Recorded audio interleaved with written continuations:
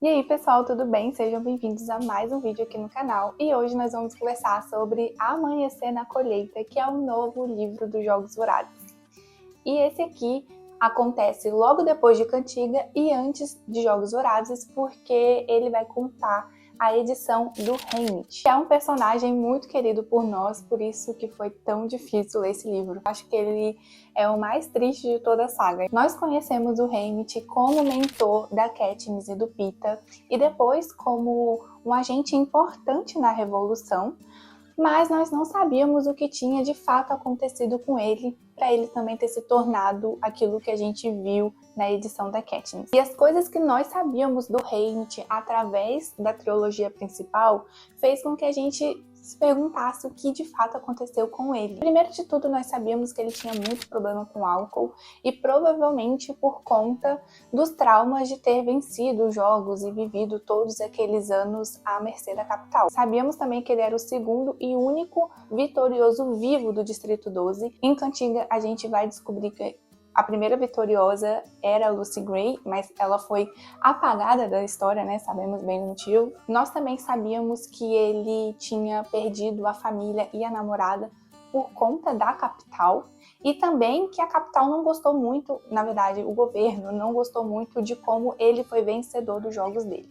E por falar nos jogos dele, ele não venceu qualquer edição, mas sim o segundo massacre quaternário, que foi a edição 50. A cada 25 anos eles faziam uma edição comemorativa que era muito mais macabra do que já era de costume, e naquele ano eles duplicaram o número de tributos. Então, cada distrito, ao invés de entregar 2 tributos, entregaria 4, totalizando 48 tributos no final. Então, o Haymitch, além de vitorioso, ele foi contra outros 47 tributos, o que fazia com que a gente se perguntasse o que aconteceu com o Haymitch. Mas Suzanne Collins conseguiu ir além dessas respostas. Então, além da gente acompanhar essa edição e todos os desdobramentos dela na vida do Haymitch, ela também trouxe uma nova faceta, na verdade não nova, mas ela explora uma nova faceta da capital que até então ela não tinha explorado tanto. Então a gente vai ver aqui como que o Snow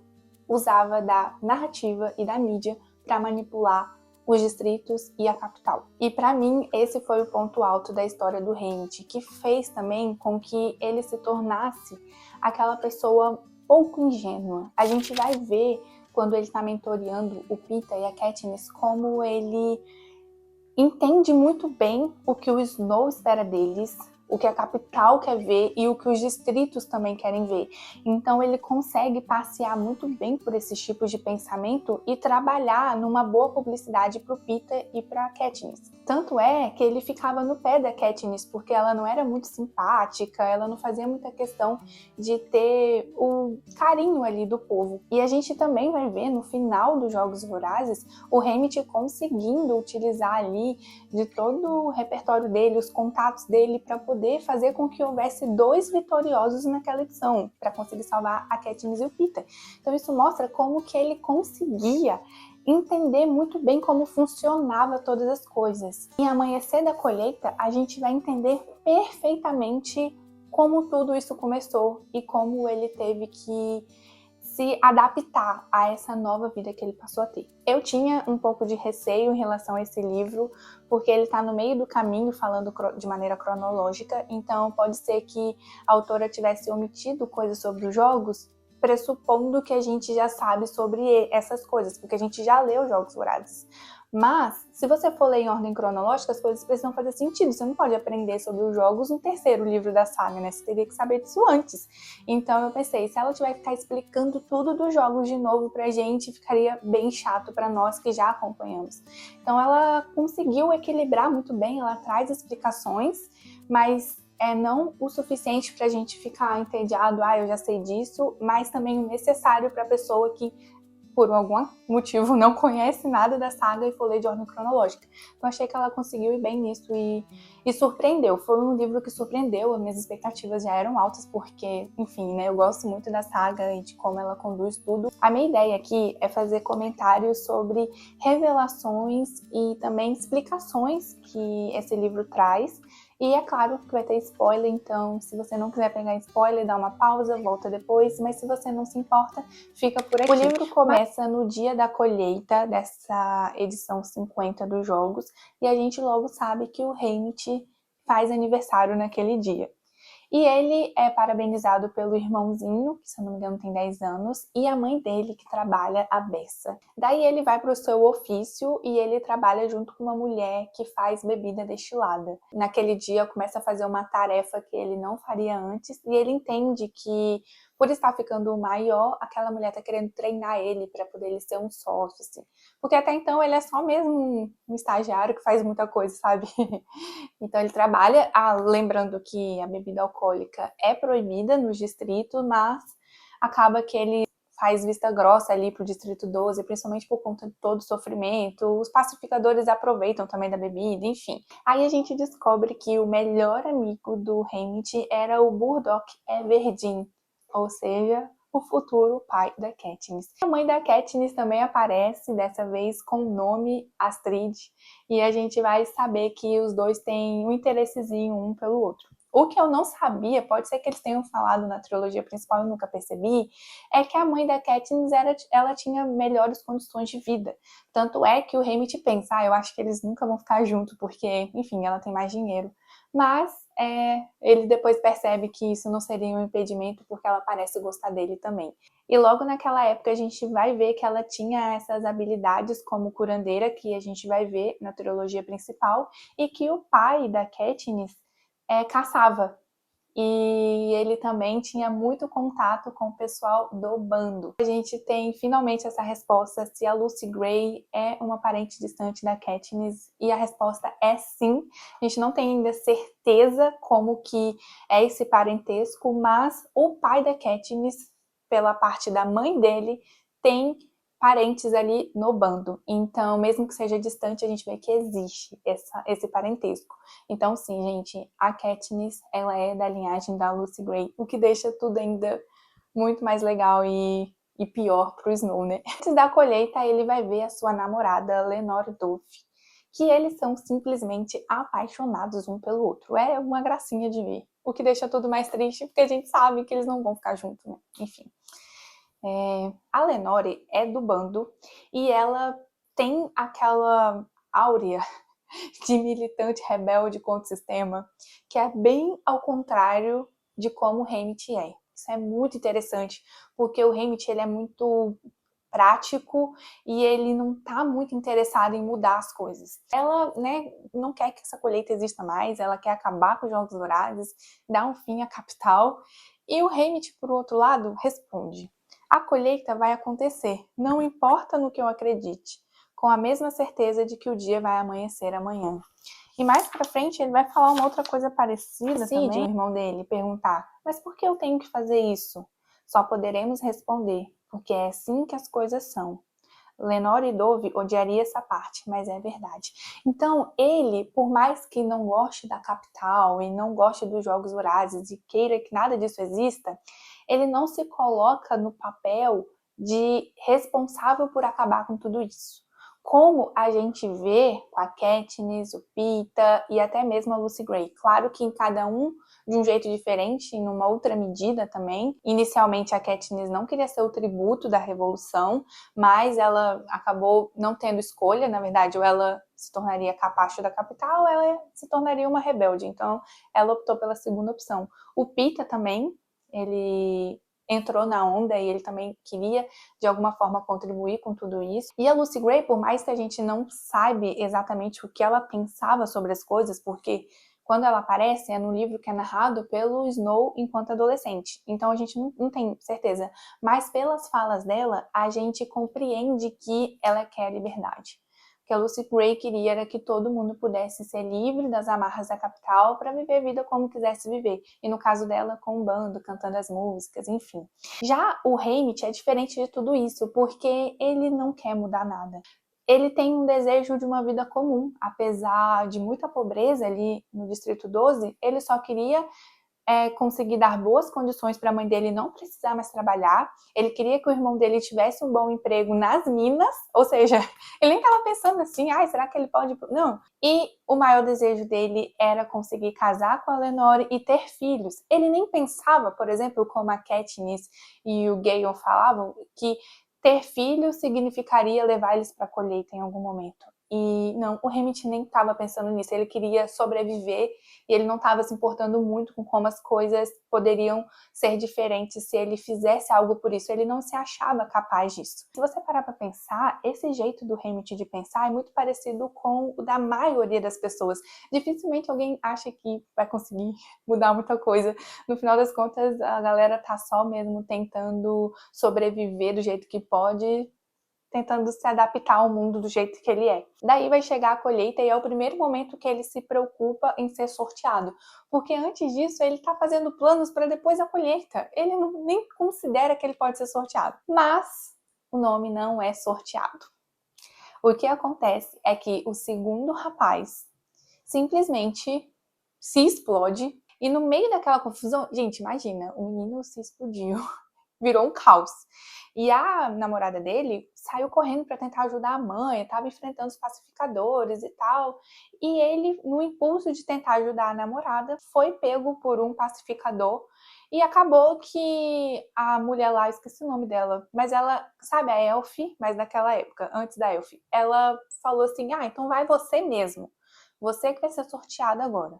Obviamente, eles não podem mostrar esse caos, então eles cortaram as gravações, mandaram o Hammett e o primeiro menino que foi sorteado para a multidão de novo, e eles decidiram regravar, né, como se fosse a versão verdadeira. Então eles sortearam de novo o primeiro menino e ela sorteou o Hammett. E ele é tão pragmático que ele já pensa que ele vai morrer. Ele em nenhum momento, pelo menos nesse começo, considera que ele pode viver e fazer alguma diferença. E é nesse momento que chega o Plutarque, que nós conhecemos no Em Chamas, porque ele foi idealizador daqueles jogos, e depois a gente descobre que ele é um agente duplo, porque ele trabalha para a capital, mas na verdade é um aliado dos rebeldes, porque ele trabalhava junto com o Distrito 13 para poder conseguir fazer a revolução. Nesse livro, o Plutarque, ele está como o líder ali da equipe de filmagem do Distrito 12. Então, todas as imagens que foram captadas e dirigidas na colheita para mandar para a capital foi feita por intermédio dele. E ele até age com misericórdia, porque ele deixa que os tributos, 2 deles pelo menos, e um deles é o Hammett, se despeça da família.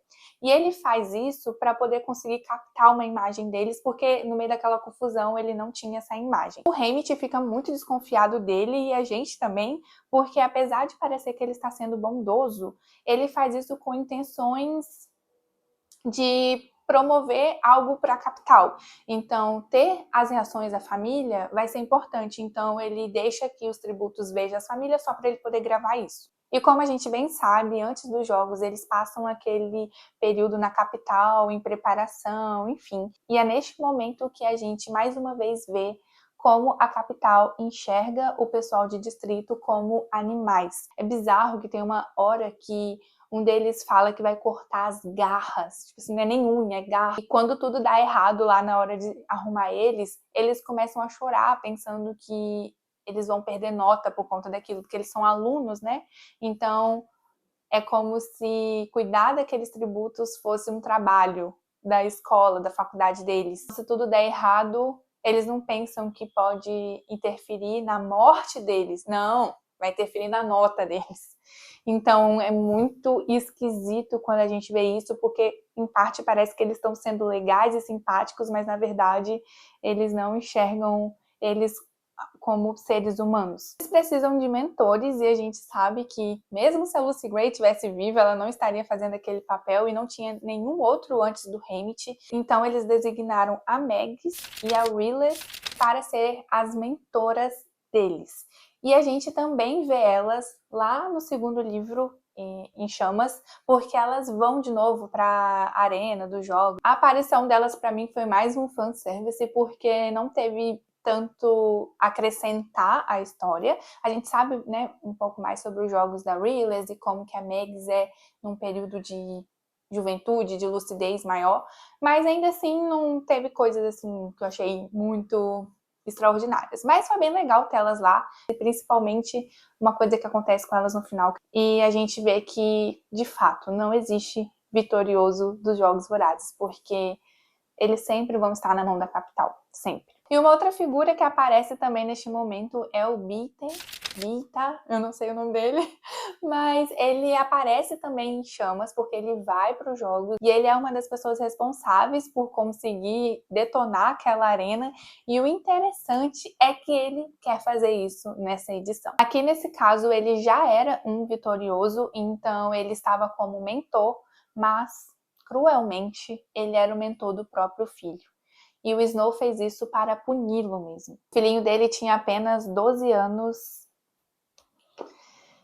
A capital sendo a capital, né? É bizarro. Esse filho dele também é tão inteligente quanto ele, apesar de ser novinho, e ele se une ao Haymitch para fazer uma aliança. Na verdade, o Haymitch, ele se une a todos os outros que não são carreiristas. Ele monta essa aliança, com exceção de outros 2 distritos que decidem ficar com os carreiristas.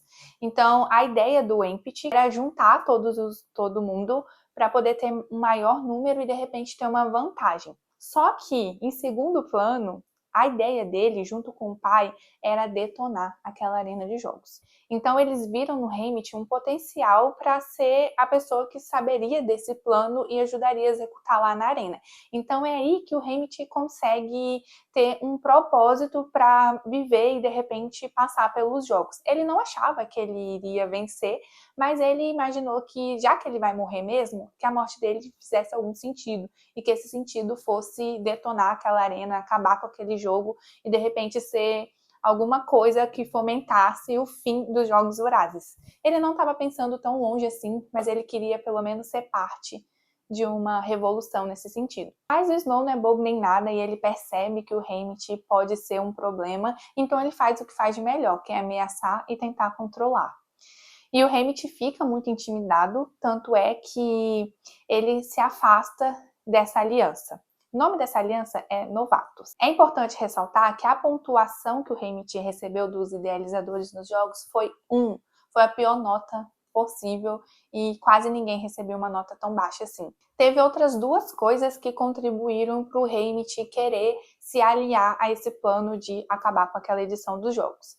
A primeira coisa foi a manipulação da colheita do Distrito 12. A gente sabe que teve uma confusão lá na colheita e o nome dele nem tinha sido sorteado, mas o Plutarque e sua equipe conseguiu manipular tudo aquilo e fazer de um jeito perfeito que ninguém sabia, assistindo a colheita, que tinha acontecido algum problema.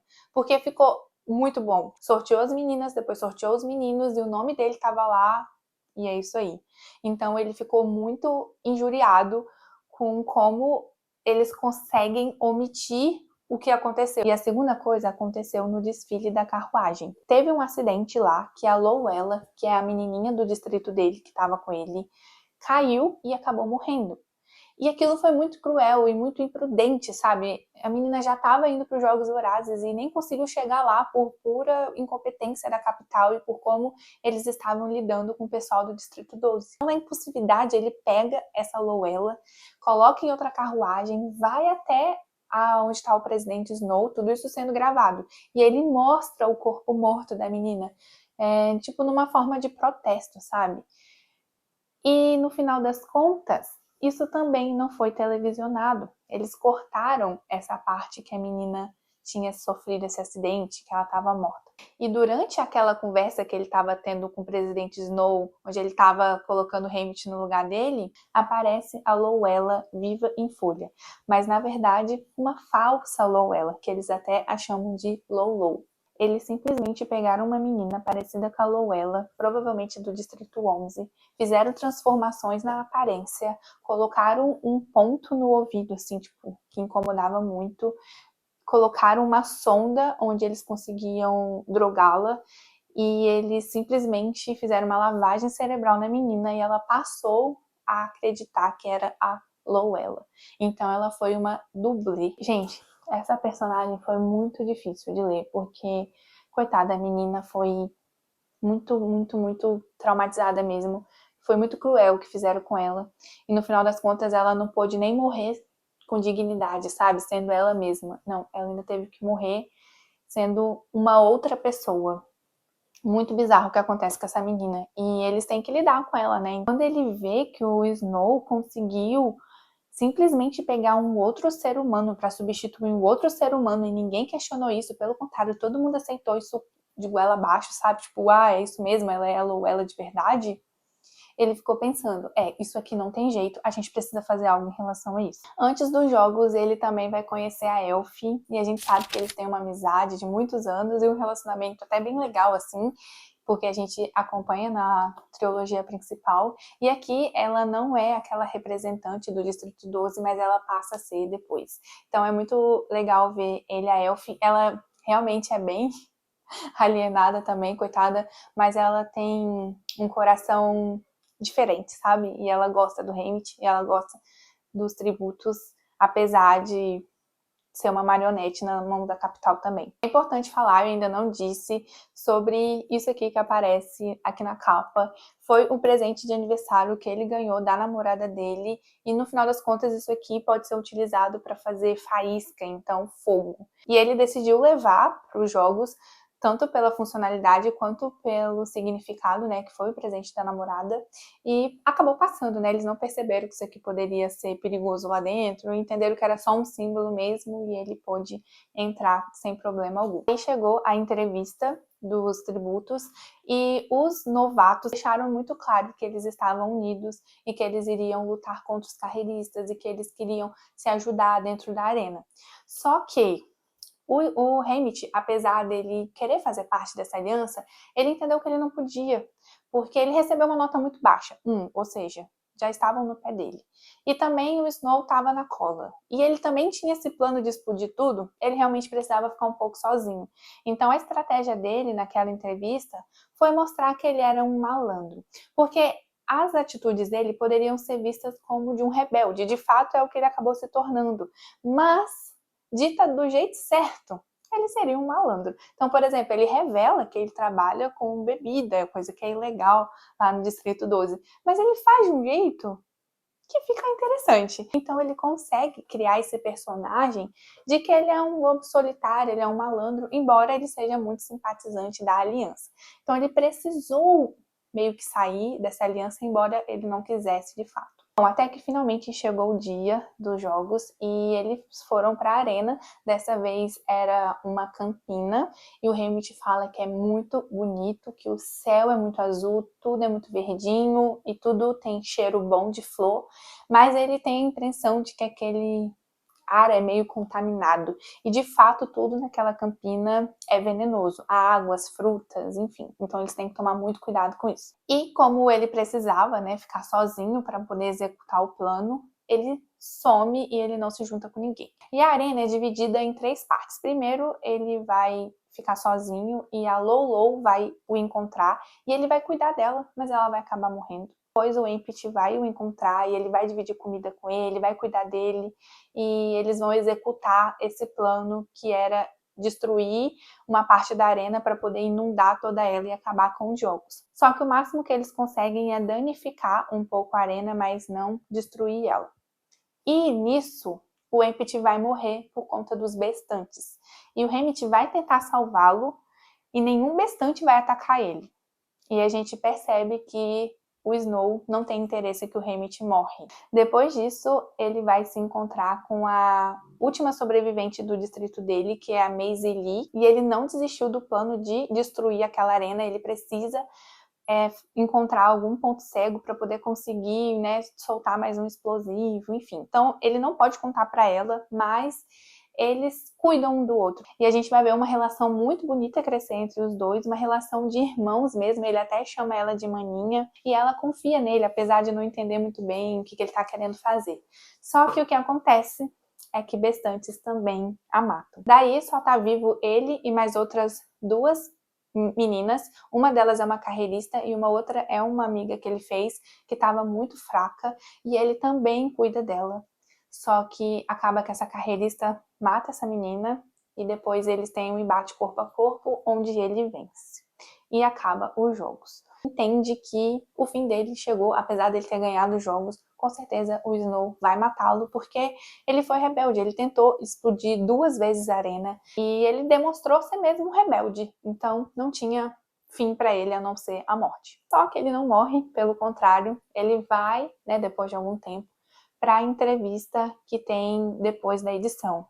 E antes dessa entrevista, eles passam um resumo de toda aquela edição, começando da colheita até o final dos jogos. E era óbvio para o Haymitch que eles iriam omitir as partes que ele tentou explodir a arena e fez coisas vistas como coisas de rebelde. Até porque se ele estava como um vencedor e ele não tinha morrido ainda, é porque ninguém achava que ele era um rebelde. Só que acontece uma coisa muito pior. O Haymitch e nem nós, apesar do livro ter dado pista o tempo inteiro, estávamos preparados para o que o presidente Snow preparou para aquele momento. Ele não omitiu esses atos rebeldes. Ele simplesmente mudou toda a narrativa. Snow utilizou-se desse personagem que ele criou de ser um malandro ao seu favor para mostrar que, na verdade, ele era mesmo um malandro sarcástico, um lobo solitário, ele não estava se importando com ninguém. Eles não mostraram nenhuma cena do Haymitch dividindo a comida dele, protegendo os mais fracos. As interações que ele teve com as pessoas dentro da arena. Eles até mudaram a ordem dos acontecimentos para fazer parecer que ele agiu por conta própria e ele não se importou com ninguém. Ele era, no final das contas, um egoísta e um sanguinário. E isso, gente, obviamente, caiu no gosto do pessoal da capital. Por isso que eles estavam ovacionando o Haymitch. E não faria muito sentido para o Snow matar ele com algum restante ali dentro, porque ele foi importante ali para a capital, sabe? Os jogos têm o objetivo de controlar as pessoas dos distritos, mas também de entreter e, portanto, controlar a capital. Então, trazer esse entretenimento para a capital foi muito importante para a reputação do Snow. O que ele só precisava fazer é o que ele faz qualquer dia, que é manter aquela pessoa no controle dele. Então, para isso, ele manipulou toda a narrativa para todo mundo acreditar que o Haymitch era, no final das contas, um babaca e que ele não se importava com ninguém. Então, ninguém se importa com ele de volta. E quando o Haymitch volta para o Distrito 12, o Snow simplesmente mata a mãe e o irmão dele, fazendo parecer ser um acidente, e mata também a namorada dele. E passa muito bem essa mensagem que já tinha sido passada na arena, que todo mundo que se aproximar dele vai morrer. O Haymitch não teria nenhuma utilidade na mão do Snow se ele morresse. Então seria muito melhor utilizá-lo para poder ser mais uma marionete, para fazer propaganda de quão incrível o Panem é. E é por isso que o Haymitch passa a ficar isolado e ele se afasta de todos os amigos dele. Ele era uma pessoa sociável, ele, enfim, era normal, ele era um cara normal, mas ele precisou se isolar para poder não colocar mais a vida de ninguém em risco. E foi quando ele encontrou consolo, né, ou pelo menos esquecimento na bebida. E essa é a camada do presidente Snow e de todo o seu governo que ficou muito bem explorado neste livro aqui.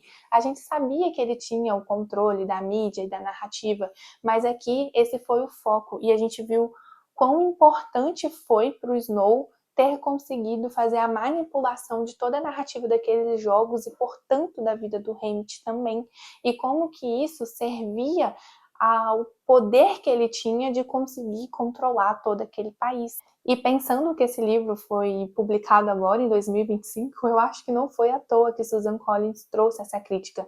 Nesses últimos anos, nós temos conversado mais sobre o papel da mídia, das redes sociais, na política. Inclusive, acabou de ter eleições nos Estados Unidos, e eu não estou falando aqui de lado A ou B, mas ficou muito claro o papel, né, que as redes sociais tiveram na influência do pensamento dos eleitores. Tanto é que a gente viu uma outra pessoa se retratando em relação a isso. Então, a gente não pode ser inocente de achar que tudo que está na TV e na internet é verdade e deve ser levado em consideração, porque é muito fácil manipular. É muito fácil mudar a narrativa. E as pessoas têm memória curta. E a autora até trouxe isso porque quando eles estavam mudando a sequência dos eventos lá naquela retrospectiva, o Hammett pensava, cara, eles não lembram que isso aconteceu depois daquilo, eles não lembram que não foi exatamente assim, por que eles estão aplaudindo? Pois é, o que mostra mais uma vez como a massa está muito suscetível a ser manipulada por quem está no poder de criar narrativas. E é por isso que a gente precisa ficar muito atento com aquilo que a gente consome, a gente precisa estudar e a gente precisa desconfiar de tudo que vem dessa galera, mesmo aquelas que a gente julga ser bem intencionadas, porque a gente não sabe de fato as intenções e o coração de todo mundo. Eu não estou aqui para trazer nenhuma resposta ou nenhum conselho em relação a essa área da nossa sociedade, mas eu quero ser mais uma pessoa jogando luz a esse assunto para que a gente possa começar a pensar sobre ele, de repente conversar e propor algumas mudanças, e assim como o Hammett, ser mais uma pessoa ajudando naquilo que for necessário para que a nossa sociedade evolua para melhor.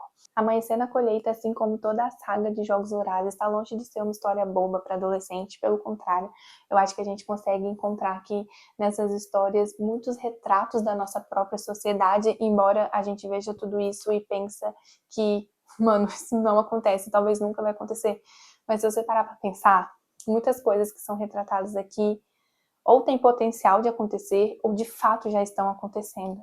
Então, quando a gente tem histórias como essa, despertando esse tipo de conversa entre nós, eu acho muito válido. Então, eu gostei muito desse livro, deixo indicação. Se você já leu a saga, você com certeza vai gostar também, porque ele não tá diferente da proposta dos outros livros, pelo contrário, tá muito bom de ler. E se por acaso você só viu os filmes e nunca viu a saga, cara, leia, vale muito a pena. Por mais que os filmes sejam bem fiéis aos livros, os livros são mais ricos, porque eles são narrados pela pessoa que tá vivendo aquilo. Então a gente tem acesso aos pensamentos deles, coisa, por exemplo, que a gente não tem no filme com a Katniss. A gente só vê ela fazendo as coisas. Mas nos livros a gente vê como ela pensa e o que ela tá pensando, então vale muito a pena. Pessoal, deixa aqui nos comentários o que você pensa sobre toda essa discussão que Amanhecer na Colheita trouxe e eu comentei aqui nesse vídeo. Eu acho muito legal a gente trocar figurinhas sobre isso. E comenta também outras coisas do livro que você gostou e de repente eu não falei aqui no vídeo, eu vou gostar de ler. E se vocês tiverem teorias também, me conta, eu amo ver essas coisas. E se você quiser adquirir o livro, o link tá aqui na descrição. Lembra de deixar o seu like, que ajuda muito na divulgação do vídeo, e se inscreva no canal também para não perder nenhum outro vídeo que eu vou postar. Então, pessoal, vejo vocês no próximo vídeo.